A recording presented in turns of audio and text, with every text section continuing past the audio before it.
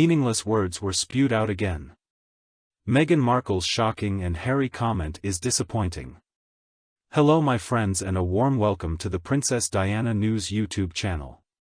If you think about it, it's quite interesting that the British monarchy was a female-led institution for much of the century. But at the same time, she viewed feminism with great skepticism and suspicion. One of the most famous moments in the history of feminism dates back to 1913. A suffragette named Emily Wilding Davison throws herself under King George V's horse during the Epsom Derby. And did the royal family sympathize with her? Oh no, no, no. They sympathized with the horse. His wife, Queen Mary, went even further, calling Davison a horrible woman.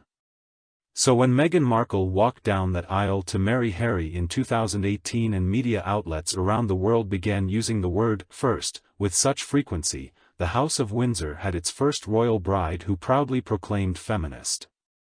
In 2018, more than a century since the whole Davison episode. And finally, it seemed like a self-proclaimed feminist was joining the studio. This is what makes the comments Meghan made this week so incredibly depressing, really disappointing, actually. Last week, of course, Harry and Meghan showed up in New York for the first in-person event for Archewell. They were celebrating World Mental Health Day by hosting a panel on the damage caused by social media to young people's mental health. And it was all part of a big event hosted by Project Healthy Minds. Many people say it's a success and a good direction to take for their nonprofit work. But during a panel discussion, Meghan made a truly shocking comment. She said, "Being a mother is the most important thing in my entire life. Of course, being his wife." Then she pointed at Harry. Besides the fact that she didn't even bother to use her name, it was obvious that she was trying to appear nice. She thought people would say, would be this one's wives, look what a good woman this Meghan is. I mean, this is a woman who recently received an award for her work on gender equality, saying that being a wife was the most important part of her life. So here we see a woman who was part of the cast of a successful TV show, well, at least successful.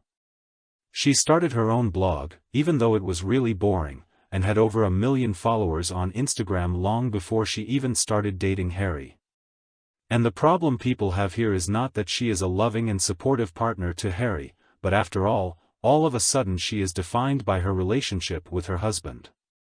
Meghan is actually the only woman in royal history who joined the family with money she earned herself. Even with a history stretching back 1,000 years, Meghan was the first royal bride to build a life for herself before getting married. Although she didn't have much success, it must be admitted that Meghan had her own career before meeting Harry. And apparently Meghan Markle has been focused on gender equality for a long time, long before she met Harry. In 2016, she traveled to Rwanda as an ambassador for World Vision and focused on clean water and the empowerment of women and girls. And then, the following year, after her affair with Harry was made public, she traveled to India and wrote an excellent essay for Time about ending period stigma. Wrote, "In communities around the world, girls' potential is being wasted." An important part of Meghan's image is that of her as a proudly independent woman. Someone who could make their own money, make their own decisions, and didn't want to just conform to the status quo. Her first major impromptu event as a working SAR took place on International Women's Day in 2019, when she attended a panel convened by the Queen's Commonwealth Trust. Meanwhile, he told everyone that he had recently watched a documentary on Netflix that included the phrase, "I feel the embryo of feminism," and said, "I like it." She was pregnant at the time and she told the audience, "So boy or girl, whatever it is, let's hope our little ass is." And since moving to California, Meghan has spoken out about the need for paid parental leave. She said at the DealBook Summit that it's not just about the mom.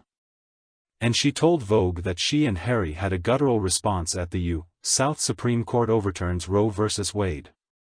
In May of this year, which was of course the last time Meghan and Harry were in New York, they were there so Meghan could collect that bought and paid for Ms. Foundation Women of Vision Award. In his acceptance speech, he spoke of our vision of an equitable global reality. And she said, "There is still a lot of work to do." But now we hear the 40-year-old fake mother say, "The most important thing in my entire life, after being a mother, is to be a wife." And it's a sentence that doesn't quite fit with everything he said.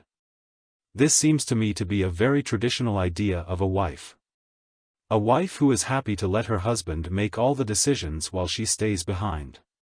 So what is it about?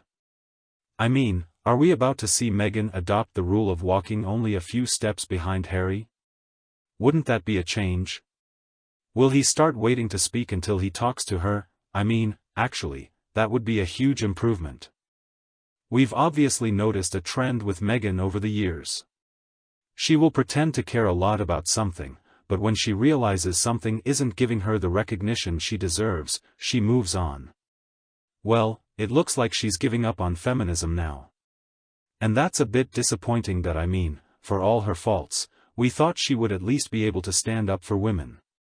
But now it seems that instead of trying to stand up for women and girls, Meghan will be more concerned with ironing her husband's clothes. While she's at it, I hope she learns to iron her own clothes.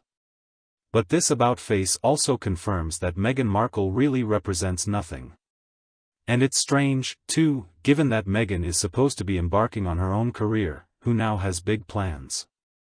Just think about what happened in April when Hollywood talent agency, WME, revealed the exciting news that it had signed Meghan Markle as a client, but not Harry.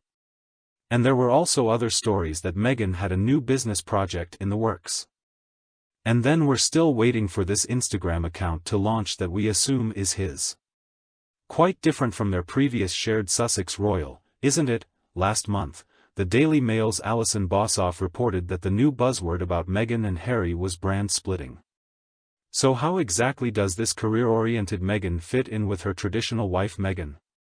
For years now, at every opportunity she gets, Meghan has reminded us that she is a staunch feminist who doesn't let anyone define her. That she can do everything on her own. And now she has transformed into a woman who defines herself according to her husband. Many people say that the fight for gender equality is not over. So why did Meghan give up? And you, what do you think of the information I gave in this video? Please let me know what you think below in the comments section.